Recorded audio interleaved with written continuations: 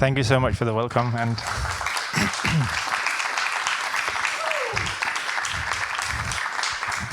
and thank you for coming here to the auditorium here at the end to this presentation. I'm very happy to be here. So we're talking about policy work. So today's program is basically, I will make a very brief background about my organization and then the concrete initiatives that have happened policy-wise in Denmark. But then I will spend most of the time on coming with 7 concrete recommendations on effective policy work for transforming food systems. And during those 7 recommendations, of course, I will come with some concrete examples from Denmark. But some of the things we've done in Denmark, we've also stolen or borrowed with inspiration from colleagues from other countries. But I'll try to be concrete to give you something action-oriented that you might find inspiring. I will also say that I will be mentioning a lot of other stakeholders, organizations who've done something, and I'm sure I've forgotten someone, because of course there are many actors who combined do something. So yes, it's true, our organization did do a lot in Denmark, and we're lucky and probably also good at what we did, but do remember that I will mention others who also played their role, and I might also even have forgotten someone. You can't remember everyone all the time. So do remember that we are a big puzzle, big pattern together, with many different actors contributing their part. And just at the end, I'll have a few reflections on some of the limitations and weaknesses. And then I'll, of course, look forward to your questions. So just briefly, our organization, it was founded in 1896. It's a pretty old one, 127 years. 10 years ago, it was all voluntary, well actually 8 years ago, 8, 9, 10, depending how we count it. We hired a student assistant as the first one there, but now we do have 18 employees, so we've grown quite a bit. And we do have this vision to create a sustainable, ethical and healthy food system where plant-based food is the norm. And then our mission we've defined as to promote plant-based food through knowledge, partnerships and action. And of course, different organizations can maybe use some of the same buzzwords, but I do think we do emphasize strongly knowledge, science, data, and we do emphasize strongly partnerships and collaboration, as you'll also see in my presentation, how we can involve other organizations from the food space to become part of this journey. Yes.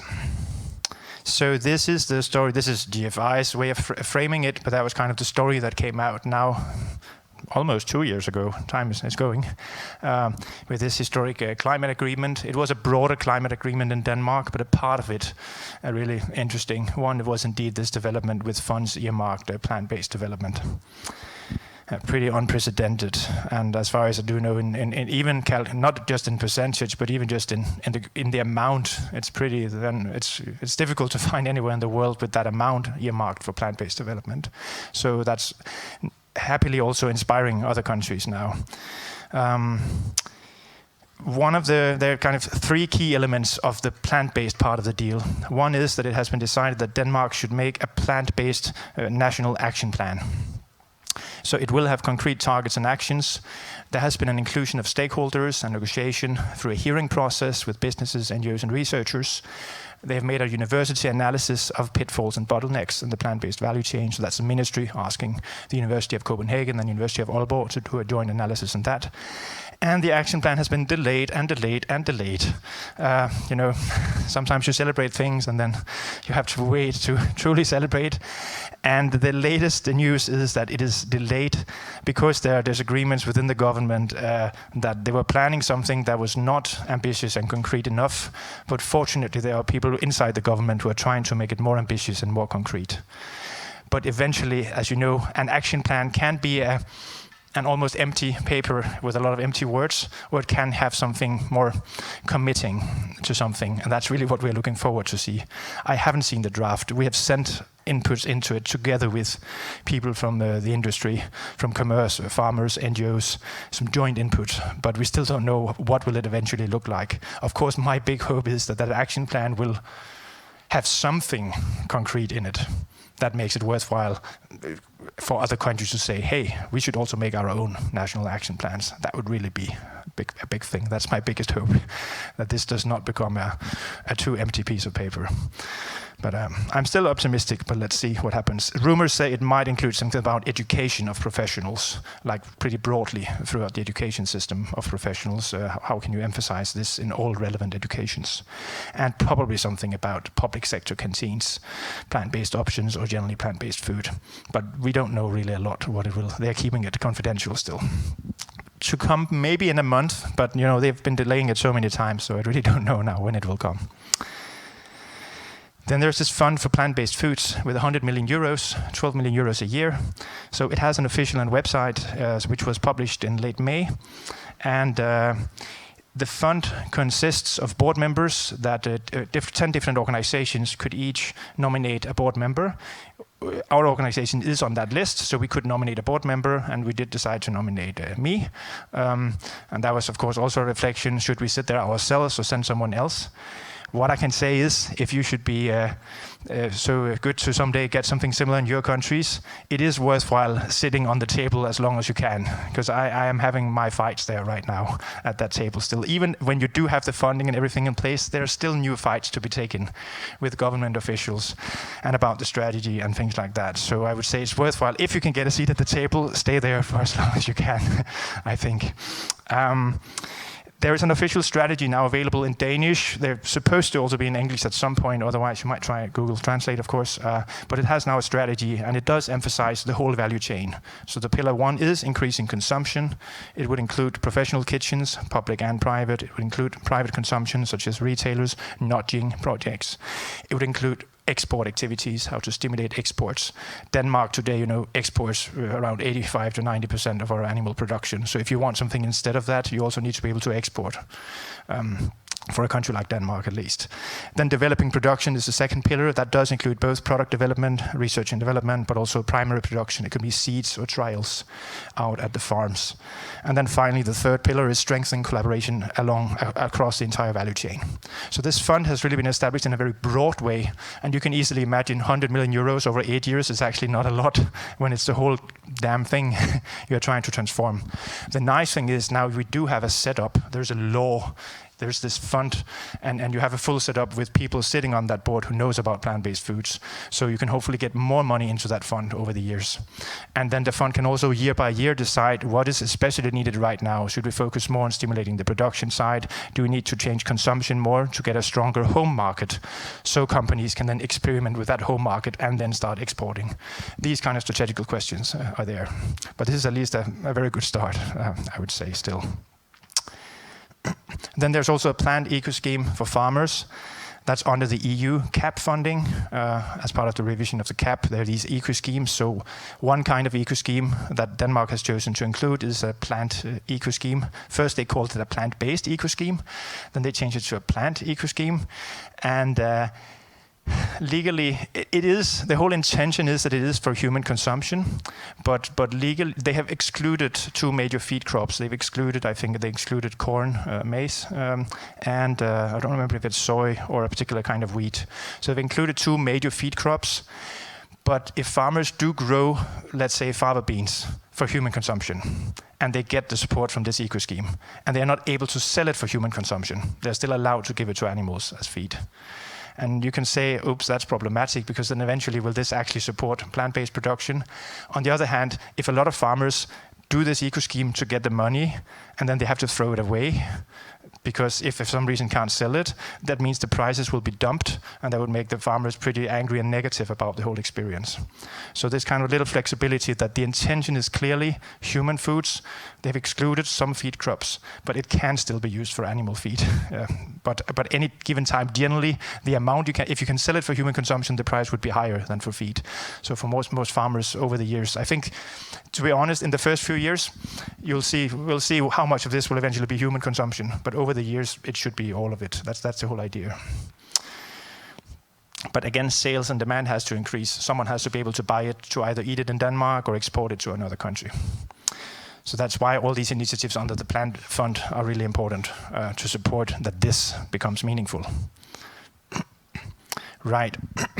Briefly, a little more background. So It did play a major role as a background that Denmark put this climate target to 2030 as a 70% greenhouse gas reduction in Denmark compared to 1990. It was originally Greenpeace's target, then different Danish parties adopted it. And after the elections 4 years ago, even the Social Democrats, the major power-holding party, adopted it. And later, it was even adopted by most of the right-wing parties. The biggest implication of having such a target of 70% is that you need less animals and more plants in the agriculture. But for some years, most of the parties were really kind of neglecting that perspective. They were just saying, we have a 70% target, we don't know how to reach it, and it's very difficult to reach it, but they were not being honest about the way to reach it means you need to cut animal production. Now, still many parties try to avoid that conclusion, but more and more parties have accepted that there is no way to reach that reduction without a change in agriculture. But we have then tried, of course, many approaches over the years to get that kind of change of perspective into policies, into the political system, and to get this fund and action plan, etc. So based on that, I will come with 7 recommendations, as I said, for effective political lobbyism. This is just an overview of it, and I'll summarize it later again. Some of it can seem pretty, when you look at it in headings, that's pretty simple, isn't it? That must be logic, right? But then when you get into the concrete things, I hope I can give a bit of inspiration maybe for some of your work, or either that you're doing or that you want to do in the future. Because some of these things, like being patient, yeah, okay, being patient, but what does that mean? And what do you do while you're patient, for example? So I'll get to that in a moment. And I'll come with some concrete anecdotes from over the years to kind of exemplify it. I did an internship with the FAO, the United Nations Food and Agriculture Organization, in Brussels in 2010-11. It's me sitting there in the woolen sweater. I'm sorry, I wasn't that fully vegan at that time. But my main point here is more also look at the other guys. They're all, well, at least the men are there in kind of more formal suit, and I'm here now today with this one. And before going there, I have never worn one of these. By the way, it's still the same one, so if it looks a bit old and worn, I like to use things for many years. Not to waste resources, but I need a new one soon, actually. So I'm sitting there and smiling, but apart from that day when it was really cold in the office and the aircon was really cooling it down, so that's why I had to wear that sweater on top of this one. But I learned more things than wearing this. A main task of the intern was giving the important task, I was told, to pack 4,000 calendars and put it in envelopes and stickers and all that kind of usual boring internship work that many of you might know of. And but I was just happy and proud to be there with the FAO, so what the hell. What I later understood was that those calendars were more important than just that. This is the office of my boss, and as you can see there in the windows, you can see a lot of cards. So these are all the greetings he received in return from sending the calendars to everyone from the chairman of the commission to, of course, especially in the Food and Agriculture Cabinet, parliamentarians, so a lot of influential people in Brussels. And the thing is, actually, he really knew everyone very well. He had been there for many years, so he showed me the importance of personally actually knowing people. So it's not just sending a calendar to any random person out there, but if you build up a strong relationship with people over time, it matters that they receive the annual FAO calendar from you around Christmas. And it means, like, when you enter the European Parliament at the ground floor in the big reception, the calendar on the desk there was FAO's calendar. So in that way, they had managed to design a nice, beautiful, simple thing that was visible in so many places in Brussels. But it came in there through his personal network, that people liked him, they had gotten to know him. And of course, the FAO is a worthy cause, you can say, feeding the world sustainably. So one of the things I definitely learned was the importance of getting to know people and create good personal relationships. And of course, over the time, deepening those. And yes, it really matters to be nice, kind, charming, friendly person. Of course, you have to be authentic. If you do have a lot of, I don't know, what can I say, emotional outbursts, that's anger management needs, many of us might have that, but then you still have to be authentic. So you can't force yourself to be falsely not angry or something, but it does matter. You have to be factual and pragmatic and be patient, really. Some of these politicians really appreciate just getting to know you, hanging out with you, chit-chatting a bit. If you try to convince them to take your policy proposals from at the first or the second or the third meeting, it's generally not going to happen. Some of them need even years to get to know you. And then they will actually, when they will start listening more to you over the time. They get used to you as a regular face and someone they somehow trust. That's normal for human beings. When you've known someone over time, you get to trust them more. And then you can, of course, gradually sharpen your edges a bit over the years, once you've built up that initial trust. And I can say it with some, there are some real high-level politicians in Denmark. Like one of them, we had many years back invited for a debate. So there was a panel with politicians debating something, and the politician was at that time still coming with was not really that much interested in this agenda, and said, we just need a bit more research, and that's it. And even came with a little critical comment about, the person was not that open-minded at that time. But then at the end of the debate, we gave a book to the people in the panel, and we gave a book on plant-based nutrition to the panelists. And then 1 year later, I suddenly received an email from that politician, which had sent me a photo of the book that had been lying at the night table of that politician, and saying, now I read the book, and I'm convinced. So patience sometimes. And it's not that this will happen every time you give a book to someone, but for this particular person, the nutrition health argument was really important, and the person just needed time to read the book and consider it. So everyone, I guess, are familiar with this story from the Netherlands, and I think a lot of us were kind of applauding it, saying, yeah, go Netherlands. A lot of money set aside for the big scheme, for a big transformation. And you can say it's brave, that's what is really needed to be done. But of course, they also got a huge backlash. And now, the farming, this new party, Farmers' Party, Rural Party, emerged in the Netherlands, getting a lot of votes at the last local elections. And that has meant that a lot of countries around Europe are now really scared about doing something similar. They're afraid that they will lose a lot of votes to right-wing populist farmers' parties, like what happened in the Netherlands. So while we initially celebrated this, something went wrong when the way this was at least sold and explained to the farmers, and it created a backlash that might now delay change in other countries. They're directly referring to this in Denmark now, where politicians are afraid about doing too much directly on the farmers. They're afraid that something similar will happen. That's happened in the Netherlands. So our approach has generally been to have quite a few years developing policy proposals that are not irritating people really a lot, that are very basic and that everyone can agree, yeah, of course we should do this. So for many years, the things we've been suggesting has been like, just let's make an official calculation on the health economic benefits. Who can be against calculating it? It's just a calculation. And once you have those numbers, suddenly a lot of politicians who are for this are getting a powerful new argument saying we could save 2 billion euros a year in our health system if we implemented just following the dietary guidelines with more plants, not even going all vegan. They can use that argument now referring to this official calculation. And politicians who were before hesitant are now realizing, our health system is really expensive, so maybe we should consider this more. There's actually money to be gained here. So that's I think an example of something that no one should ever be against in any country, just making that calculation. So if you don't know where to start on a policy proposal, maybe start with that one, to order a calculation on the health economic benefits. That can be a conversation starter. Then, of course, getting a plant-based option in all public sector kitchens. They achieved that in Portugal. In France, they got a vegetarian option. We've been fighting to get this for 7 years and still without luck. We've gotten closer and closer to it, but still not. So you might say, oh God, 7 years of working for that and it didn't happen. But the nice thing about it is still, it's something that people generally sympathize with, and it creates a discussion about plant-based foods. And it means that there's been several debates in the parliament, where you see every time more and more parties talking positively about it. So even though we have not gotten what we wanted, we've gotten a positive discussion on plant-based foods, because we're just asking for people to have the option. So I'm saying certain, at the very, very initial, you don't just get a plant-based fund overnight with 100 million euros. You need some pretty simple and easy proposals to begin with to even make politicians start imagining that there are things you can do here that are not harming anyone, but that are just completely meaningful and senseful and simple. So other option, of course, could be let's get some more money for educating the kitchen professionals to get to know chickpeas and lentils and fava beans.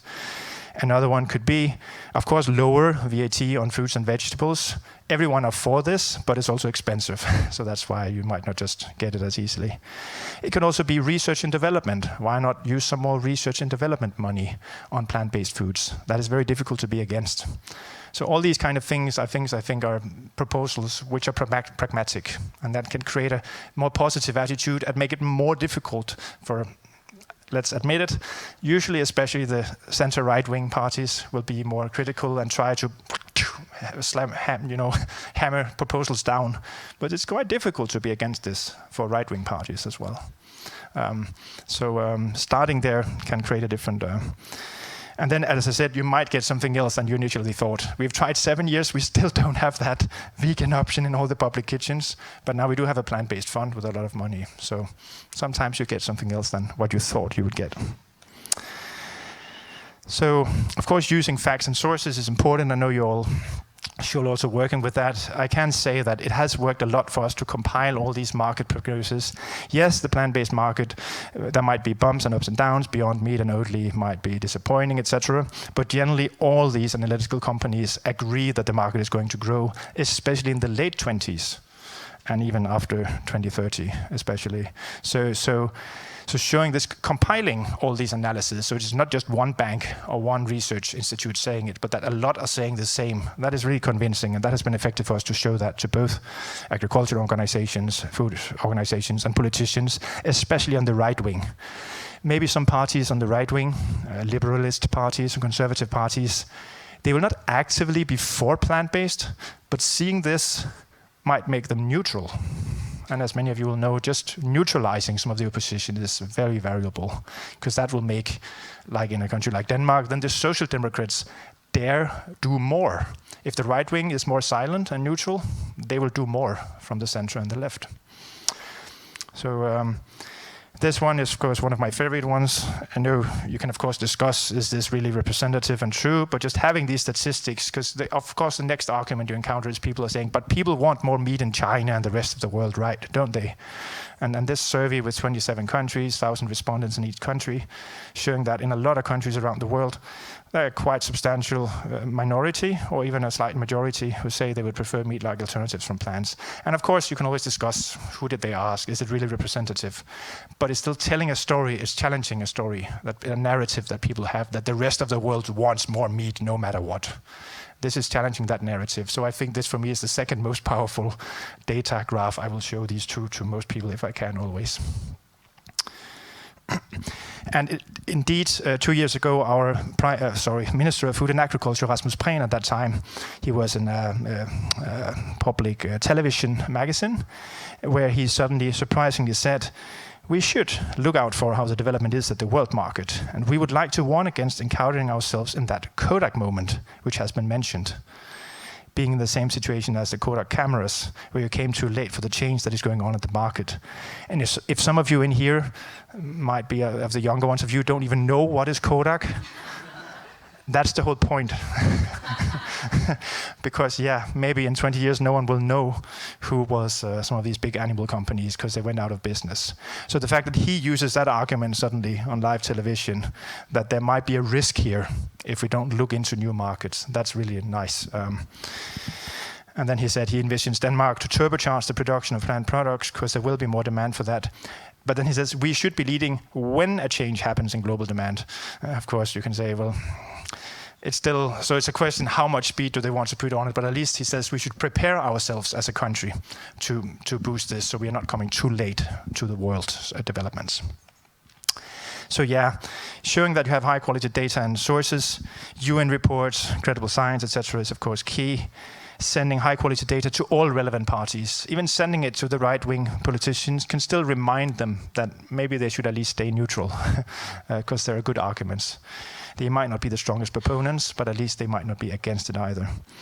If you can get data that shows the public is with you, it's really helpful. For us, it has been really useful that one of the largest supermarket chains, Coop, 7 years ago, agreed to make a survey with us asking Danes what they were eating and what their preferences were and what they would like to eat more of in the future. So eventually we've made that survey every year.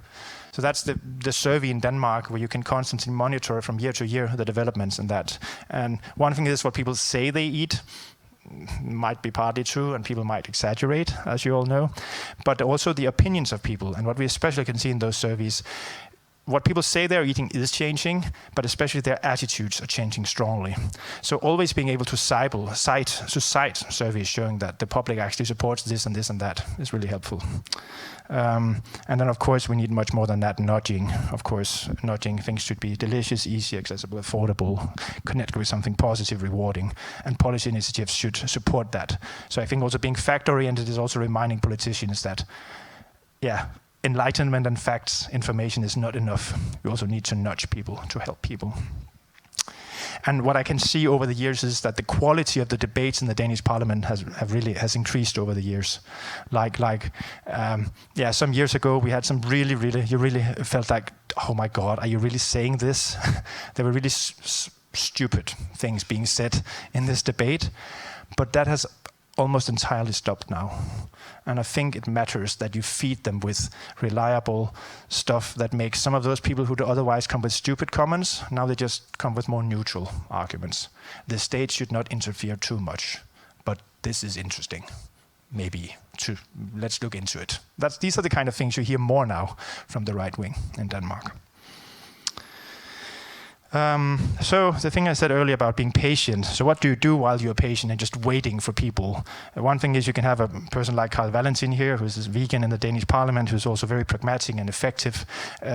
He's of course there, but how do you mature the other people? And it really, some of my recommendations would be, you have to continuously invite politicians for meetings and debates. Remember when you do it, even if they reject you 5 times. There's a party in Denmark, the Liberalist Party, who have been really difficult to get any meetings with for years. And I've been really kind of frustrated, feeling like, hey, you guys, you should support the free market and research and development. Why don't you want to take a meeting with us? And now finally, recently, he suddenly wrote, we invited him for something, and he said, sorry, I can't come, but hey, let's take a meeting.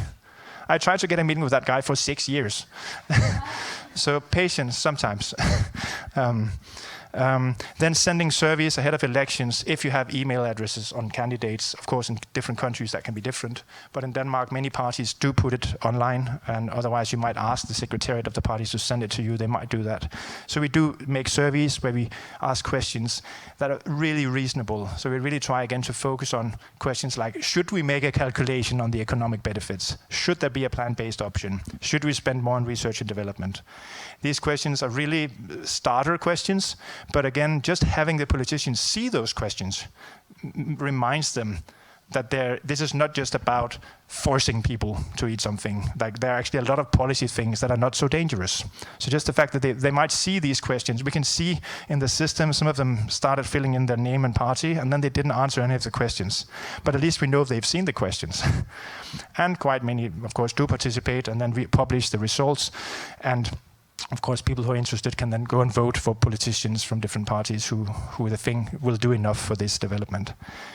And again, we can see over the years, from initially it was only 1 or 2 left-wing parties. Now we have had meetings with most parties except the Liberalist Party, but that will happen soon. And I would say we have high-quality contacts. I would say with 5 parties. That means parties where they call me if they have questions. They will actively call me simply. And that has taken years to cultivate. But I do think that's possible in other countries, but there can be different roads to this. We did try once to activate citizens to send mails directly to the politicians, and that gave some negative reactions. You know, it's not nice to be spammed with 200 people who are telling you should vote yes for this proposal. I know it might be needed on some campaigns, and we tried it at that time, but we mostly got negative feedback on it. But in other circumstances, it might still be valuable. But so I'm just saying, be careful with it. I'm not saying don't do it. So another topic is we've moved a lot away from identity language, being something, and instead into action. It's about eating plant-based, a vegetarian meal, a vegan product, or a green product, but not so much who am I and who are you, trying to move away from that. Another thing is, again, being strategic is this one is really, and this, I know this goes to the heart of the thing, and this might also be tricky to say at a conference on animal rights in Europe, at the CARE conference. It is about the animals. I'm deep in my heart. It is the animals that has been with me since I was a child as a reason. But still, for a lot of politicians, that is really not the easiest way to convince them. So I've found so far that the most effective animal ethical argument that I can use that they actually listen to is actually showing this graphic. You might be familiar with it. It's USA and Israeli researchers who counted mammals in the world, somehow the biomass of them, published in a scientific journal, and The Guardian made this nice drawing of it. So saying that 60% of all mammals in the world are livestock, 36% of humans, and only 4% are wild mammals. The thing I like about this is that it's actually a conversation about biodiversity, and the politicians are open to that. But I still use that as a conversation starter to remind us, hey, you're aware that we are really we are extinguishing all these wild animals through treating all these animals really badly. And that's somehow, by mixing biodiversity and animal ethics, there's a little more open mindset somehow, simply because they feel more empathy with the elephants than the pigs, maybe. But it's still a little way in.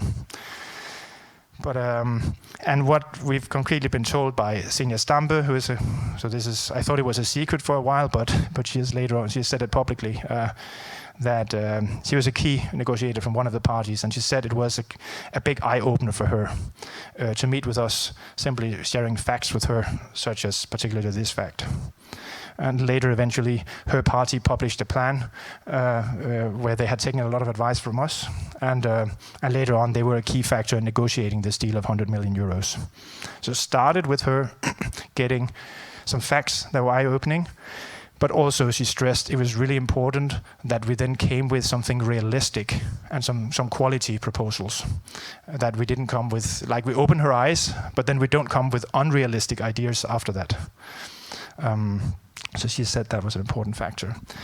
I think this is what I already said here, but it will often be an advantage to focus on sustainability, climate, and/or health in many countries. There might be differences, I know. In some European countries, maybe you'll find more support for animal ethics as an argument. But in many countries, it is a cause close to the heart of many activists, including myself. But it is usually, in many countries, it's the least supported argument among politicians. And it's strange. It's difficult to fathom. Why doesn't it feel more? So I try to tell myself always when I go into a meeting that it can be really strange also. Often at these meetings, I might not even mention animals at all. That's very common. But I'm always telling myself, remember, I'm here to create change that helps the animals as efficiently as I can. And sometimes that will be through an economic or health argument or environmental argument. The next one, just briefly, we had some years ago, you can say, a debate, controversy with the public administration on their recommendations on drinking milk. And when we made a campaign on that, there were many different other sources of calcium that you could use. And then what we did just before publishing the campaign, which was criticizing the administration officials, was we told them in advance, hey, we're coming out with this campaign that is trying to tease you a bit, but our intention is this. Our intention is to create awareness that there are many other healthy sources of calcium, not just milk. And I think because we informed them in advance, she actually went on public television and said, yeah, they're right. You can actually have calcium from a lot of other sources. You don't need to drink milk. You can have it from plant sources. And I think it meant something that, yes, we were teasing them in a public campaign with big ads, but we informed them in advance about our intention. So even with, maybe not enemies, but someone you're challenging, sometimes, depending on who they are, you might want to notify them ahead of it. And especially government officials. It can be a good idea, I think. So some fights you might want to keep behind closed doors. There's another point I want to make. Time is running. So just last one here, and that's of course very important, strategical partnerships, how to get other organizations on board. So 4 years ago, we invented something called Danish Network for Plant Proteins.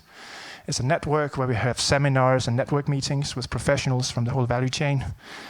We publish some inspiration papers, and this particular network came was started well ahead with a lot of people attending the events. There was a big event in the parliament, which was sold out. So it created a lot of positive energy that there are all these professionals. So the politicians who came there and it was sold out, and with professionals, they realized, something is happening here. And there was both farmers and food industry and kitchen professionals, etc. We also started something we call Danish Center for a Plant-Based and Organic Future. You can say that's a bit maybe similar to what, for example, different animal rights organizations may start a plant-based, another version of the organization, which is working for the plant under a different name. Here we try to make something that doesn't carry the vegetarian name, but just a plant-based name. And together with the Organic Denmark. And that's because the organic farmers are quite influential in Denmark, and they're the second most influential farmers association in Denmark. And they have become quite strongly pro-plant-based. They still, of course, have their cattle and that, but they're for a huge reduction in the pig production. They're for a massive change in our diets. So they're a good ally to have. And getting them as a partner opened the minds of more politicians to us, because they respected and trusted Organic Denmark. So if Organic Denmark embraces the vegetarian society, more people will more quickly trust us, because then they don't have to spend years to get to know us. They will trust the judgment of the Organic Denmark. And we do a lot of collaboration from farm to table. There was this report we made. The initiative was taken by Greenpeace Denmark, Animal Protection Denmark, and then later on came the Plant-Based Foods Association of Denmark. Later on came the Conservation Union of Denmark, which is the biggest green NGO in Denmark, and Green Transition Denmark, and then us. So we were calling for a national action plan for plant-based foods. That's also what we got later. We put concrete proposal into it, including financing ideas. Simultaneously with this report, the biggest farmers union in Denmark, Landbrug and Fødevare. So those are the guys who have Danish Crown and Arla, the pig and dairy producers as well on board. They had seen our network for plant proteins and the success of that and felt, we would like to collaborate with you on something plant-based. So they said, we're never going to say anything about having less animals, but let's make a joint R&D strategy, research and development strategy for plant-based foods. So that's the biggest farmers union representing a lot of animal producers who publishes this document. It was in Danish originally, but we've translated it into English later on. They also invited a think tank called Fry into it. So these things happened simultaneously. And first, this one came out. And when Greenpeace saw that, they told us, what are you doing? You're helping them greenwash their terrible animal production. Why do you collaborate with these big bad guys in Denmark, the big farmers union? Why do you do that? You're playing a dangerous game, they told us, Greenpeace. 1 week later came this one. And the big farmers union said, why are you also collaborating with Greenpeace? Don't do that.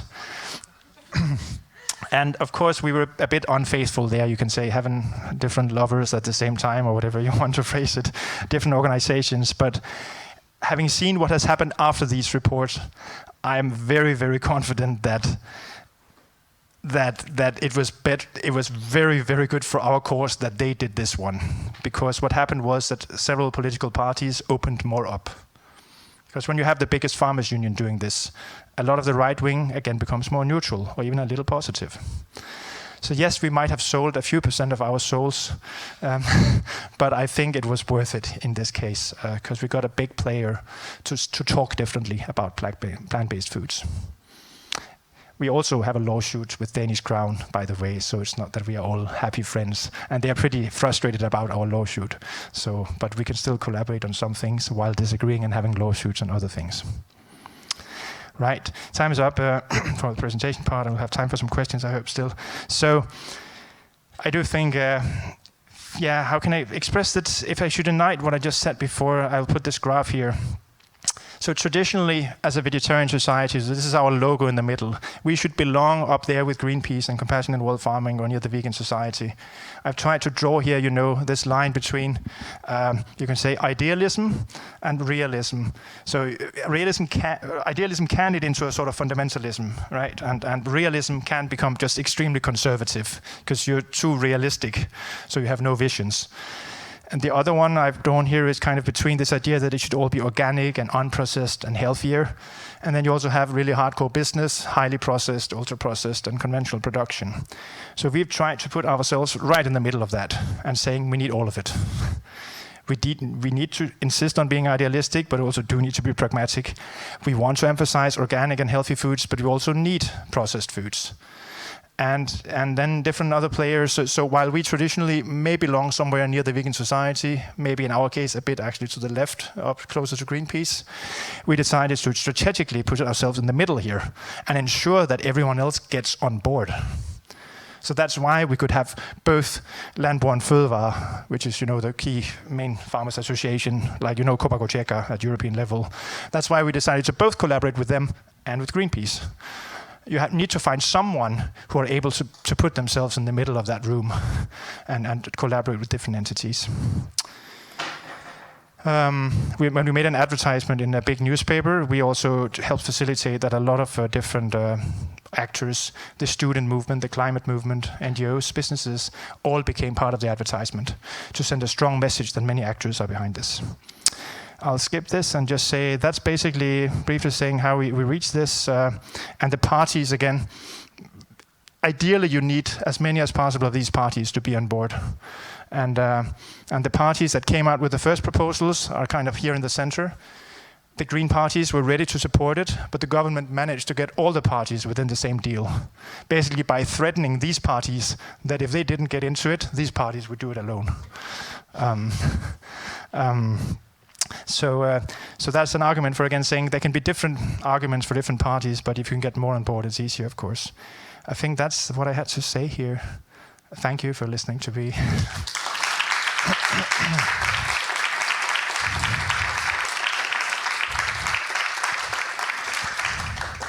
So thank you so much for the lecture. And I think we can still ask at least some of the questions, but if the question you asked wasn't answered, then you can ask later, if it's okay, of course, yeah. But I will choose the most upvoted ones. So first one is, have you drawn upon the support of multiple stakeholders from the food industry, like retailers and other companies that are invested in protein chains? If so, how did you align them and what was the angle? Yeah, I think, to be really frank, the retailers are still, they've having more plant-based options. Back in 2014, there were really limited options, and then we said, look, why is nothing happening? There should be more options. They started importing some different processed products from abroad. But and the fact that one retailer chain started doing that, and then the others came slowly along, and now most retailers have some options. So that's a positive story. And then the fact that one chain makes this annual analysis together with us, thereby lending credibility to some important data. But that said, I do still think retailers are really largely disappointing. They're doing far too little. They're still using cheap meat and cheap dairy to attract people into the stores. We do an annual ranking on 120 parameters, plant-based ranking. So every year's plant-based supermarket, best plant-based supermarket, and best plant-based discount supermarket, giving some thereby prizes they can win.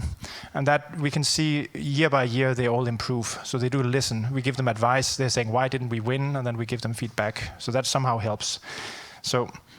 But honestly, I think retailers are doing far too little. They should take responsibility of what they offer and what. That's the whole thing about. Especially from a climate angle, you might be able to convince some of them. Some of them have made on their own Scope 3 emission reduction targets. That would include, so when you say Scope 3 emissions in climate language, it means, if you're not all aware of that you include the emissions from what you're selling. And that would force them, if everyone makes goals for that, it would force them to reduce their sales of meat products. And then they would need to be creative. But I think, sadly, most retailers in most of Europe are still doing terribly little, really. They're not taking enough responsibility yet. Okay, thank you so much for the answer. And I will ask the last question. So, who did the health economic benefits calculation for you? And is there any kind of agency, or was it politicians themselves? And also, what exactly was included in the calculation? Sorry. Yeah. So we saw a calculation made just by some researchers in the UK and the Netherlands. Then we saw a calculation made by the Norwegian government. So those calculations were what inspired us. We came with those numbers and said, look, we have these numbers from the UK and Netherlands, or Belgium, I think actually it was, and then Norway. We want some Danish similar numbers. And then what happened was that some politicians brought it from the central left wing, brought it to the minister and said, shouldn't we make this calculation in Denmark? And then I think because two different politicians from two different parties told the minister, he decided to go for it. So it was, then the ministry ordered it from the University of Copenhagen. So it's an independent calculation by the University of Copenhagen, but done for the Ministry of Food and Environment, Food and Agriculture. Yeah. Okay. Thank you so much. And unfortunately, we don't have much time to answer all the questions that are left. So please ask them later individually. I'm very available. Sorry for talking too much, but I'm available. You can come anytime, grab me. I'm here. Then that's great. And thank you for the lecture once again. And thank you all for attending. I hope you enjoyed the lecture. And please remember to rate it on the Eventory app. And I hope you enjoyed the rest of the conference. So thank you very much.